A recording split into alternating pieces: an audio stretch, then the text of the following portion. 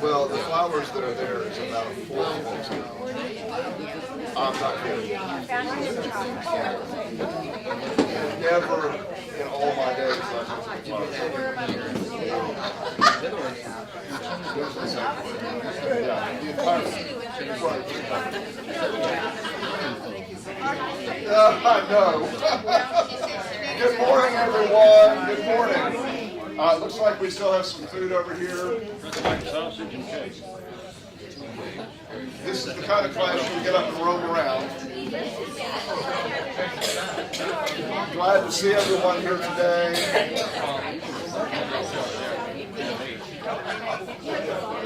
Yeah. I hate to break up the party, but I'm going to. Yeah. And please feel free to get up and roam around. There's coffee service in the back. And looks like, is there more than coffee back there? There's water. There's orange juice and lemonade. And there's orange juice and lemonade here. All sorts of other things as well. So just circulate. It's all good. Francis Jones has an announcement to make. Well, it's not an announcement. It's a huge, huge praise. Bob has been over at the Cove a little over 6 months. And I have been trying to get our long-term care to kick in, and so all that I've paid so far has come from my savings. As of Friday evening, I learned that we have finally been approved. We're very excited for you on that. Branches, it would have probably moved more quickly if it hadn't been for you. They were not sure about you from the standpoint.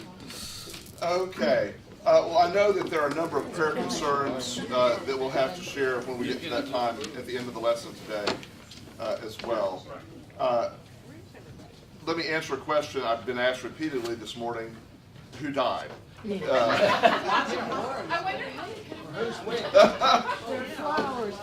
What you see in the flowers that I've distributed all over the first floor of this building. Yes. If you've not, go down to James Gallery. This is about a fourth of the flowers that were here for a funeral on Friday. I've never seen so many flowers at a funeral in all my life. There were more than 100 arrangements. So this was a friend of ours, not a church member here. Lovely, lovely man named David Brooks. His family lives in Merriman Park area.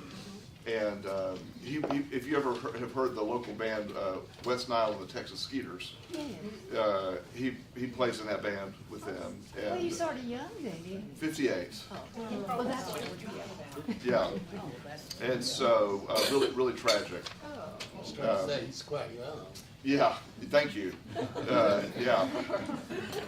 And his youngest child, his son, is the same age as Luke and Garrett. And we first met Jordan when he was taking piano lessons from Karen Austin. And so we knew them from second grade all the way through high school band and everything. What was the man's name again? David Brooks. David Brooks. Mm-hmm. Yeah. So I do remember, it's, tragic, unexpected loss. And so much we can say about that. Yeah. Did anyone not get a handout? I'm sorry I was late bringing them down. This is the same handout we had last week. Not that you memorized it. These parables are all about the kingdom of heaven. And you'll recall that last week we talked about the first of these, about the kingdom of heaven being like yeast that a woman took and mixed in with 3 measures of flour until all of it was leavened. And so today, we're going to look at verses 44 and 45, which are sort of a set that's intertwined. Remember that this whole section of Matthew is sort of a rapid-fire thing where Matthew's reporting on Jesus teaching these brief parables that are all about the kingdom of heaven. The kingdom of heaven is the introduction to each of them. And I just want to remind us that these are parables. They are metaphors. What Jesus is not saying is the kingdom of heaven is. He's saying the kingdom of heaven is like this. It's a way of helping us think about and understand the kingdom of heaven. So, verse 44, the kingdom of heaven is like treasure hidden in a field, which someone found and hid.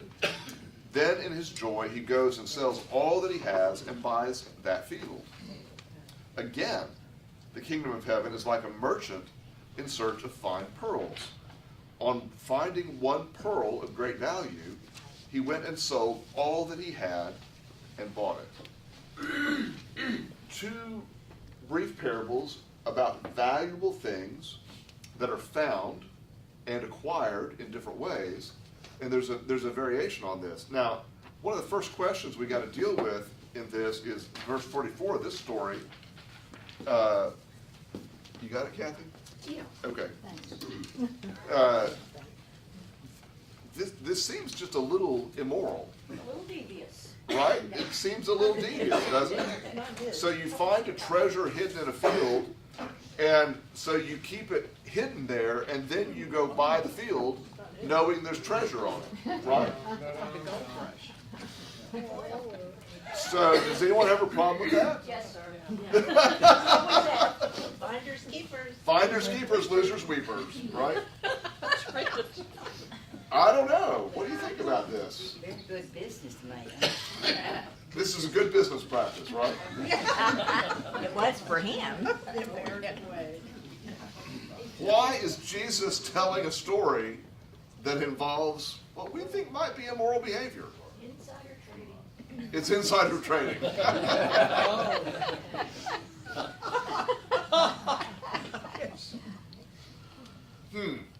Hold on to that thought, okay? The other little thing that I would like to point out to you is on the issue of pearls. Now, this parable is known as the pearl of great price. So you've heard the parable of the pearl. This is it, right? In case you're not recognizing that. There's some cult that uses pearl of great price. The Mormons. Oh, yeah, the Mormons. I thought is it not Jehovah's Witnesses? I don't know about them, but the Mormons have a book, right, Chad? Oh, called the Pearl of Great And Price. it's like a reference. Chad, would you say it's like a reference book or something? I don't know. Yeah, I don't. Yeah, like Okay. some extra scriptural thing. Yeah, so this is a well-known idea, this pearl of great price. An interesting note is that in the time of Jesus, the rabbinic study of the Torah, I want to make sure I say this right, wisdom that you gain through study of the Torah was referred to as a pearl. So in telling this parable to the audience that he was speaking to, Jesus could have been understood as referring to those who study Scripture for knowledge and gain pearls. But it's also true that even that time, pearls, the actual objects, were greatly valued, and they probably were on par in value with diamonds and gold.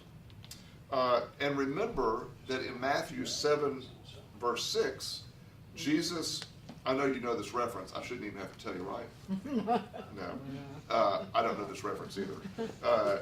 Jesus warns his disciples not to throw their pearls before swine, thus creating a comic strip, right? Pearls before swine. That is a comic strip, isn't it? Okay. So this idea of pearls being valuable still would carry on with this. That's just a little beginning background on this. Now, when we look at the treasure hidden in a field, much of the scholarly debate about this parable today, or it's actually, the fancy word is it's a similitude. It's asking the question, is this about the value of the kingdom of heaven, Or is it about the cost of discipleship? Is this parable, are these two parables, really teaching us about how valuable the kingdom of heaven is? Or are they teaching us about the cost of following Jesus? To give up everything you have to buy the pearl of great price, right? So think about this for a moment, and let me ask you, on first blush, what do you think? Are these parables about how valuable heaven is, or the cost of following Jesus? What do you think? I don't think you can separate the two. You think it's The both? same thing at the same time. Okay. Well, I'm trying to figure out, why would you sell everything that you own to buy something else to give it to the church? Why didn't you just give the money? Well, I don't think it says you have to give it to the church. No, I don't know if you do. Yeah. Jesus didn't say give the pearl to the church. Or the golden. But I'm sure Jesus would be pleased if you did. Let me quickly add. Someone else, what do you think about this? Do you see the two possibilities on this? Well, so I think there's some pros and some cons to both arguments. And I think Hart's right. The two things are probably inseparable.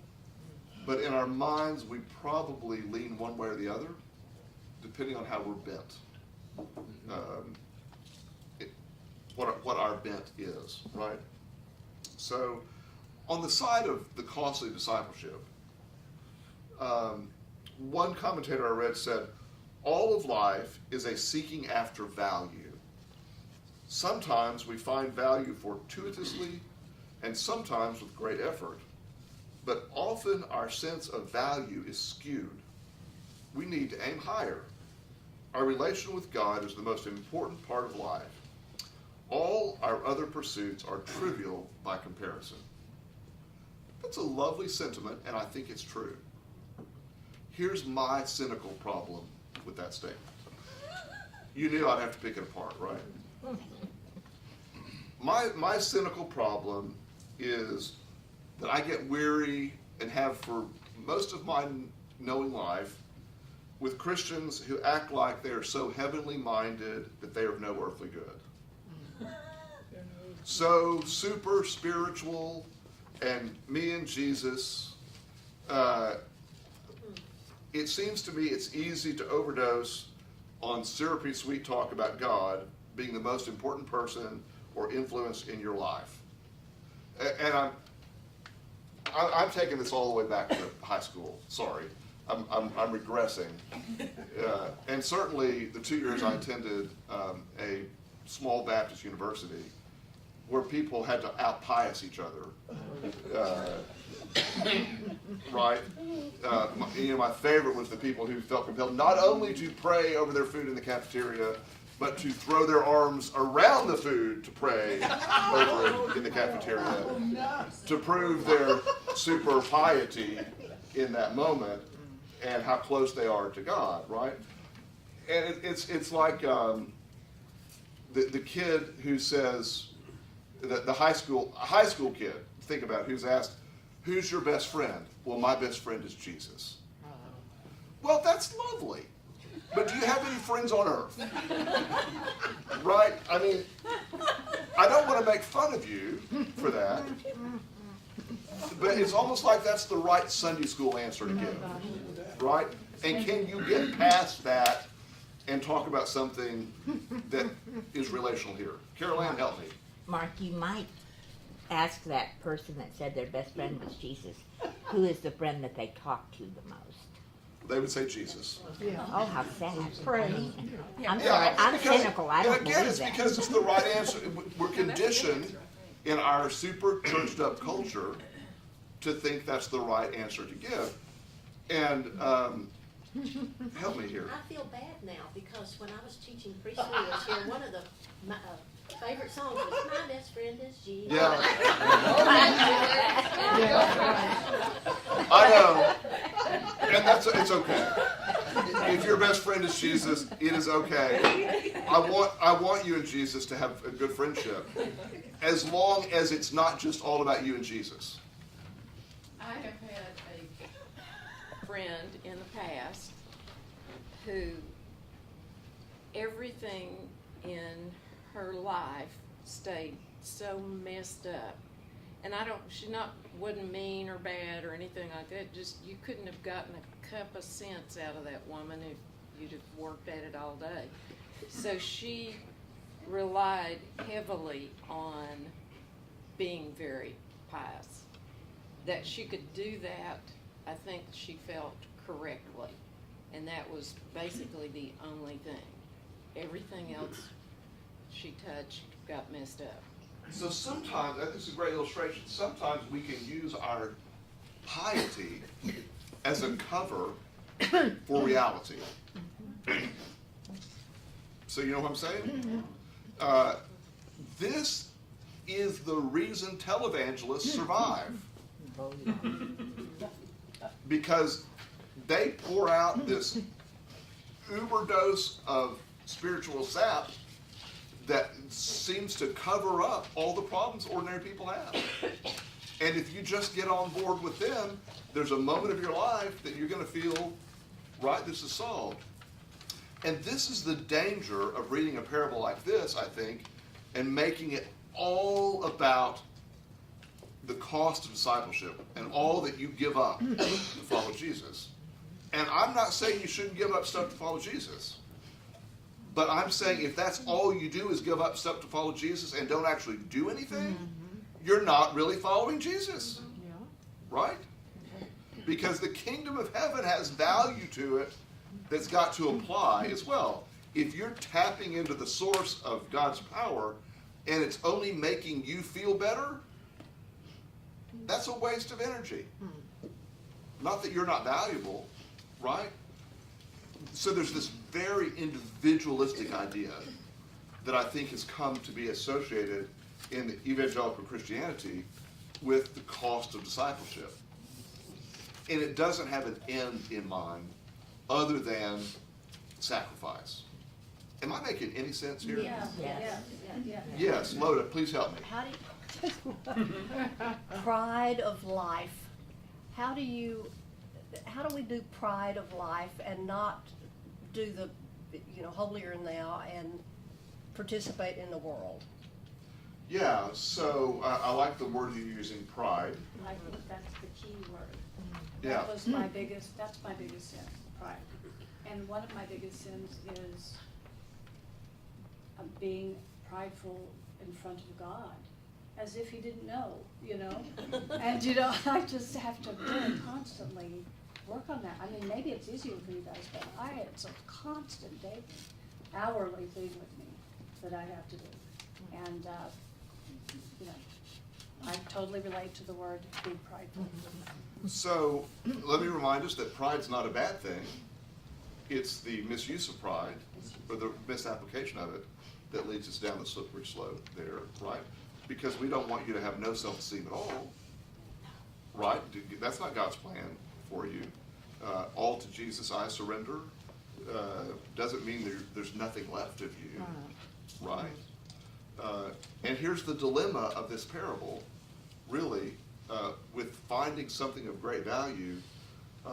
So historically, one of the extremes of this is the monastic life. So pursuing a relationship with God is so valuable, so important that we are going to lay aside every other worldly care, sequester ourselves in a monastery, and devote ourselves to the study and praise of God.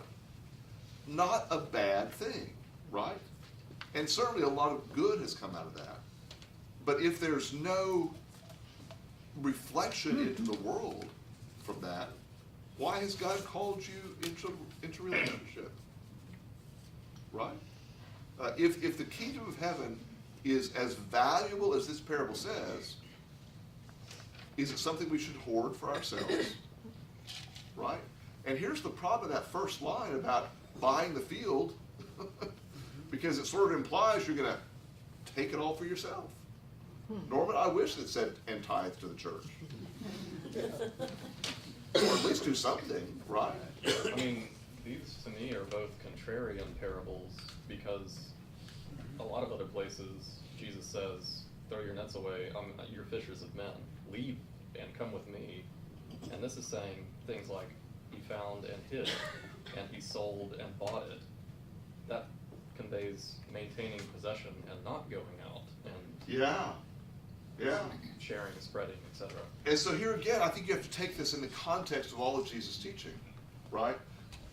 What's the big picture of what Jesus is saying, Chad? I see it as it's allowing us to reset our priorities.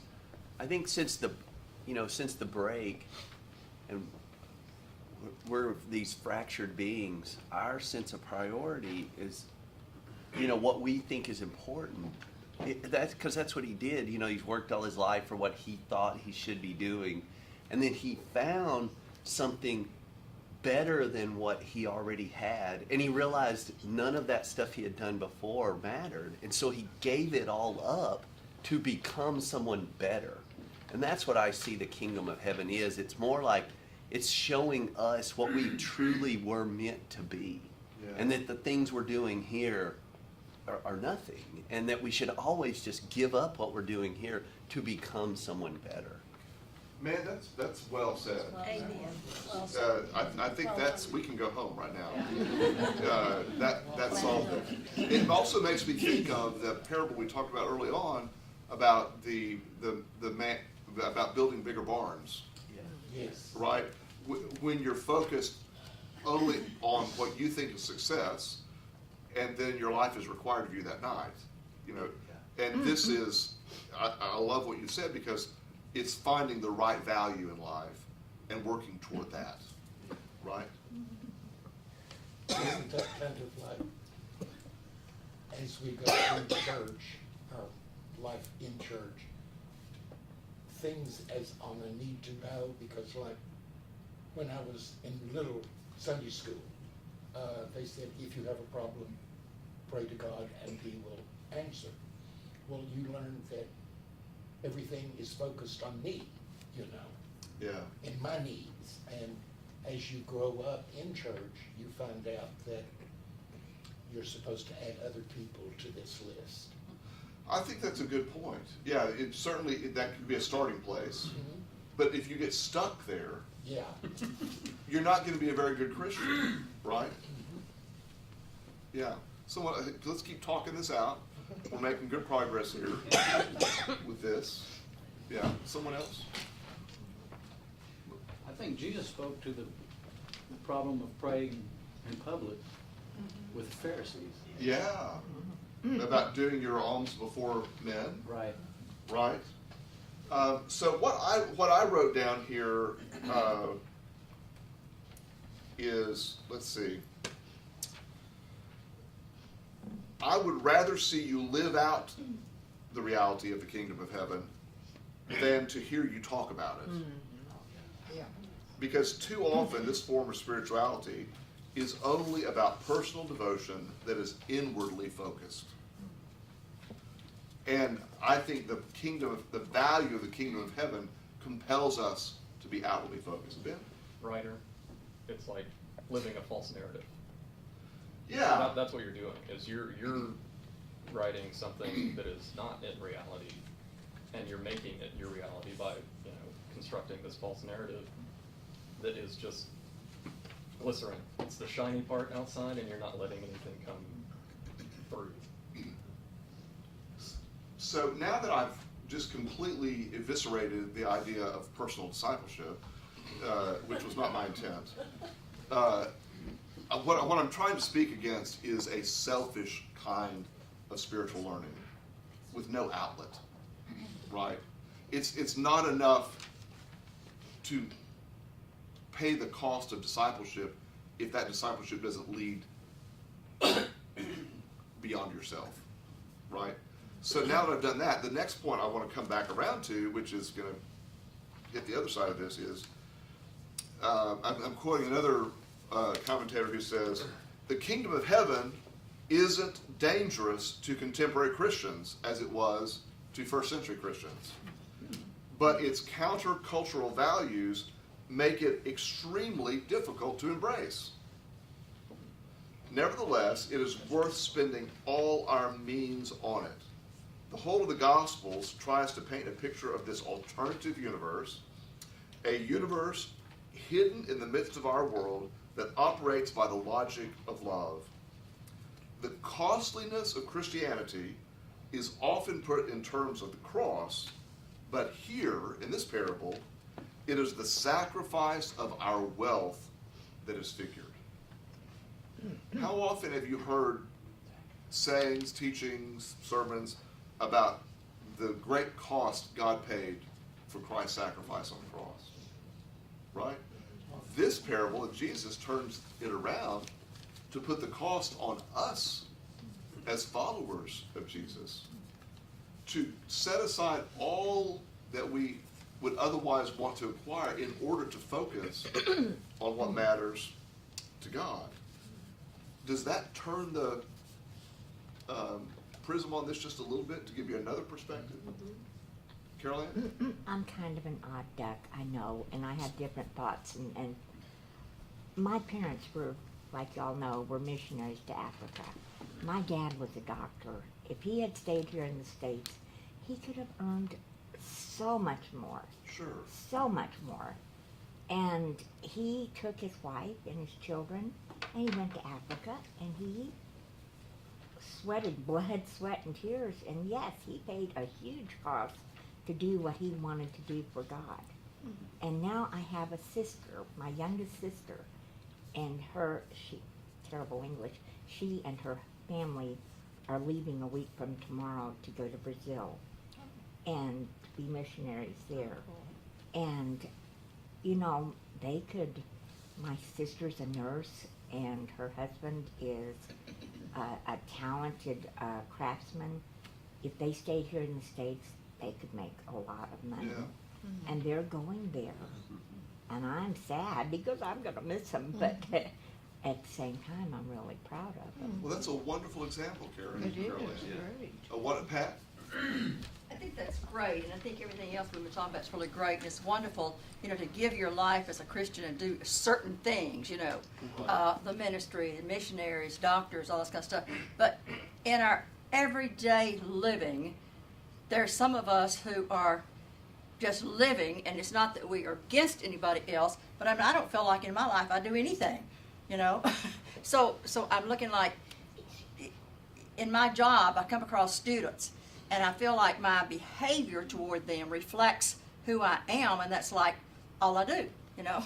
So I'm going to say, I think you are a prime ambassador for God in your profession.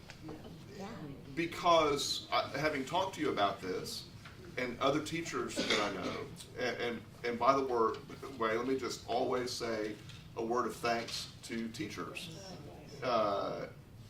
I've got something I'm going to write about this week, I think. What you do is, for a relatively low compensation, you give yourself daily to be not only the teacher of children, but the role model, the example, the friend, the shaper of children. And I think that is a spiritual task and spiritual calling. And certainly, just as with any profession, there are those who begin teaching simply because it's a job and they don't care about the students. You can't last doing that, right? You couldn't last. I think people like that burn out and wash out along the way. And so I think, Pat, you are an example of someone who embodies the value of the kingdom of heaven, and you have sacrificed in order to be that ambassador, because it's a calling to you, right? Most of you I know who are and have been teachers, you are that because that's what God's equipped you to do, and you feel like that's your gift to the world, right? I think it's a great example. Anyone else on that? Oh, a teacher myself, you know, to be in an opportunity to teach children how to be good people in any level of teaching, anywhere you teach anything in your life, and that is such a privilege. I mean, it makes you try to be a better person yourself, like you're saying. It makes you really know that you're being, observed. And you always hear God is always watching, but it really makes it come home when you got a bunch of little eyes watching you too. I think most of you know my mother was a public school teacher for 35 years. It was always amazing to me watching the students who would come back. I mean, she was an elementary teacher. So it was, by the time students went to college and were adults and came back, a long time had passed. And yet, there were always those students who would come back as young adults and say, you made me love math. I'm in college today because of what you did. I have a family, right? These are the things that happen. And I recall when she died, even at that point, years later, and she'd been retired long, we still got letters and communications from people who'd been her students. And so you don't talk about making an eternal impact. I think teachers are a great example of that. Sorry, I've just gone on and on about this. Pat? Yeah, I guess I was thinking about, because I was raised in a fundamentalist type church too, where, what you do for God is you save people. You go out and you talk to them about Jesus, that kind of stuff. And I'm going, I don't really do that. I'm just me. I just live, Well, I think So you it's just said it right there. Yeah. And I think that's what this parable of Jesus is trying to say. If the kingdom of heaven is of value to you and to others, then it's got to permeate who we are, right? It's not just something you say, I'm going to do that tomorrow at 1 o'clock, right? If the kingdom of heaven is so valuable that it's the most important thing you can have, then it's not that you give up your life to only sit in adoration of God, but that you let your life be taken over as an instrument of God in whatever it is you're called to do. Whether that's working with computers, or working with money, or teaching, or being a banker, or insurance agent, or whatever it is you are, right? Truck driver. Waitress? That was a wonderful fight. Right? Yeah, And that was a great. to Nancy, kudos for a beautiful production that I think made this very point, right? In working. Yes. Someone else? Mark? Yeah. My father grew up very poor and rural, Mississippi, but always his family valued education. So he went through a lot in order to get his education. He always wanted to be a preacher, and he just felt like God was not calling him to be a preacher, but he was so upset over that. And he got into law school, milking cows, and was still upset over not hearing God calling him to be a preacher. Wow. And he hitchhiked to Jackson, Mississippi, and met with, at the time, a state senator who he knew to be a Christian. And he poured his heart out to him and said, I really want to be a preacher, but I don't feel God is calling me to be a preacher. And this man said, son, you are in law school, and I feel like God probably has enough preachers, but what he needs is some Christian lawyers. Amen. And he did. He had a wonderful Wow. career as a Amen lawyer, on a that Christian lawyer. That's a great story. Yeah. Yeah. By the way, what I'm looking for here at Wilshire is some Christian plumbers and electricians. Yeah, I love all you folks, but you can't do me a lot of good on practical things around the house. Mainly kidding on that. Mainly. I mean, if you need a lawyer, I've got someone for you. If you need a doctor, I've got someone for you. If you need a teacher, I've got someone for you. But I can't refer you to an electrician. Okay. Now, think about this.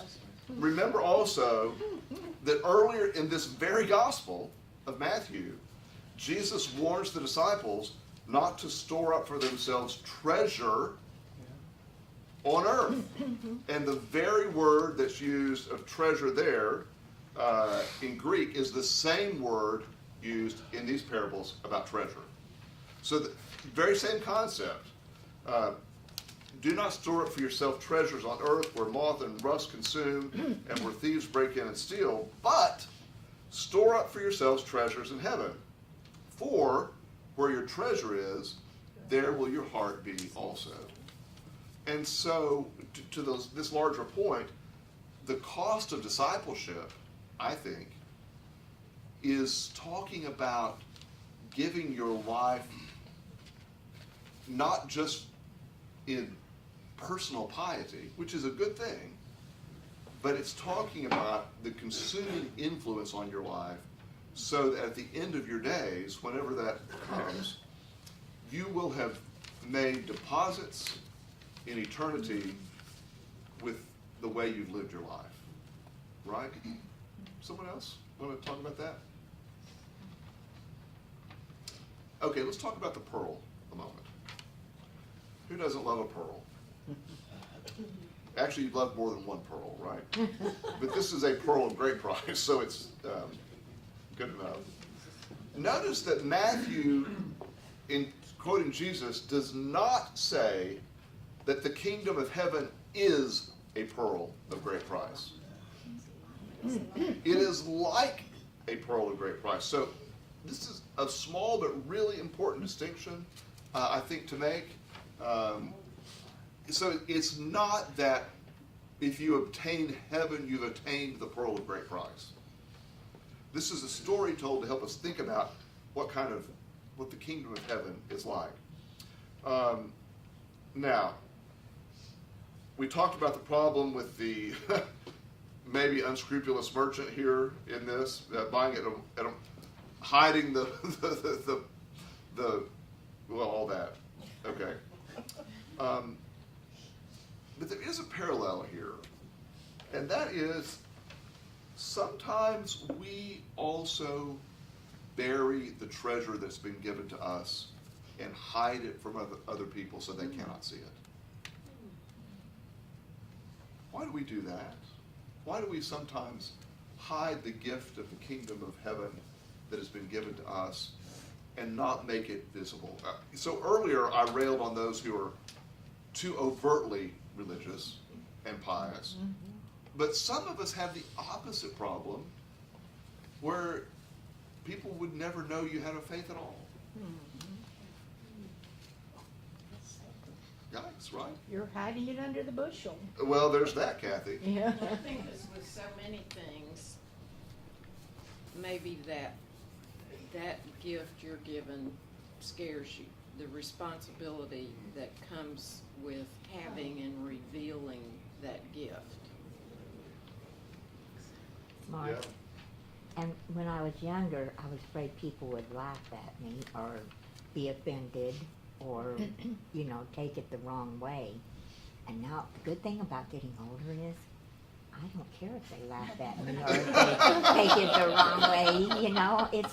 It's very freeing. So. It's lovely. Well, there's a part in the Bible, I'm not really sure where it is, that talks about how we witness to people, and the fact that if we come across this throw it in your face kind of person that really don't go there, really people probably aren't going to listen to you. And so I think that there are Christians who instead of not doing that, they kind of want to back up just a little bit, and they might talk their faith, but they may not quite see it. And I say, if that's what's happening, you never know, because guess what? People see it. God shines through us in so many ways, and we might not even think that we are. We think that we're not being offensive by being that person who is just going to be in your face kind of Christian, but they say a faith. And it's not that we're hiding it, it's that we're not seeing it necessarily, but others do. And I think that that's something that we ought to think about. Lovely. Let me call your attention to two other passages of Scripture that I think illustrate this. Psalm 19:11 says, again, a very familiar passage, King James, "Thy word have I hid in my heart, that I might not sin against thee." I'd like for you to think of yourself as carrying around buried treasure within you. God's word hidden in your heart is the buried treasure in the field of your life.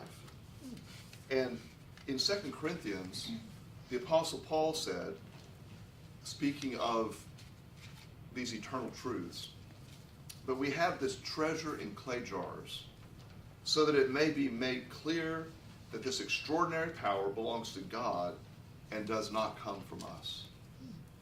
The wonderful gift, the valuable gift of the kingdom of heaven and God's presence is carried around in these frail bodies of ours to demonstrate that it's not of our own strength, but it's God's strength that is in us, that we are not wholly self-sufficient.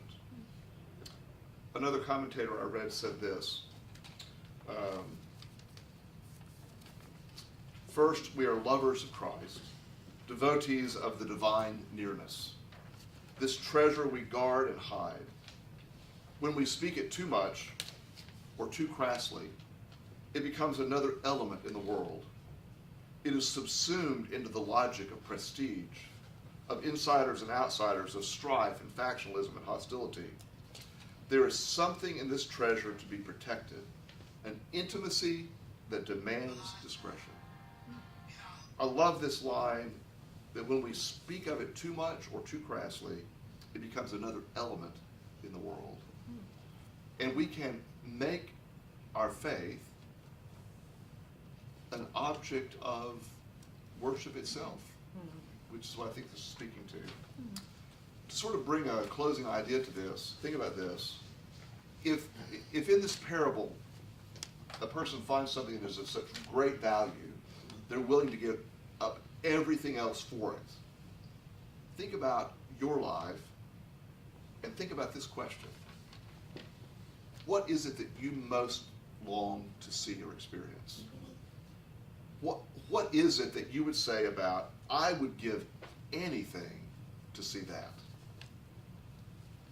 Could we say that we would give anything to see enemies befriended, racial divisions erased, family squabbles ended, hungry people fed, land restored, war ended?